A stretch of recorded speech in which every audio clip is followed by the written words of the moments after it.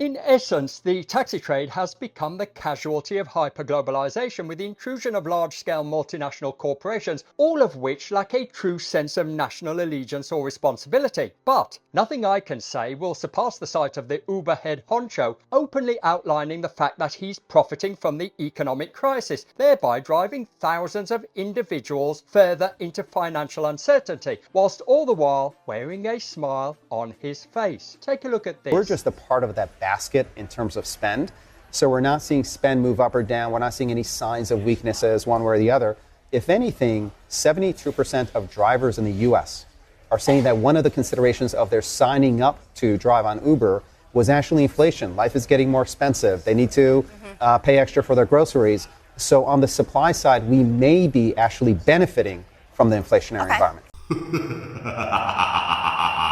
The proliferation of companies like Uber and Deliveroo ushered in an era that was characterized by a race to the bottom, where a low-skilled, low-wage economy has taken root, leaving workers to vie for precarious positions with minimal job security. And the negative consequences of this global shift have largely been ignored, with no recognition of the losses incurred as a direct result of globalization. And the crux of the matter for us lies in the fact that both the government and Transport for London accept this so-called gig economy, which is essentially a euphemism for exploitative workplace arrangements, as a permanent fixture that must now be accommodated as part and parcel of everyday life. Let's face it, all the gig economy has done is turn back the clock and call it innovation. It has popularized a model that produces full-time employment without the legal protections earned through decades of militant labour struggles. Seriously, it has taken us back to a time where the fat cats hold all the cards, with no exceptions and no governmental regulations to prevent them from pursuing ever more destructive labour policies. And given the fact that this lauded gig work has been diffused throughout the economy, it's fair to conclude that significant changes are categorically not going to occur anytime soon, certainly not when it comes to supporting the taxi trade, and the situation leaves us in a very challenging position, with neither party showing a willingness to support sole traders or small businesses. Think about it. The Conservative Party is focused on facilitating the operations of large corporations who love a low-wage, low-skill economy, relying entirely on cheap migrant labour, and on the other hand, the progressive Liberals clutching at their Starbucks chock-a-mock-a-lockers prioritise their moral superiority through superficial empathy towards precarious workers. Rest assured, the days of recognising and valuing the hard work of the working class is, and is resigned to be, a permanent fixture of the past.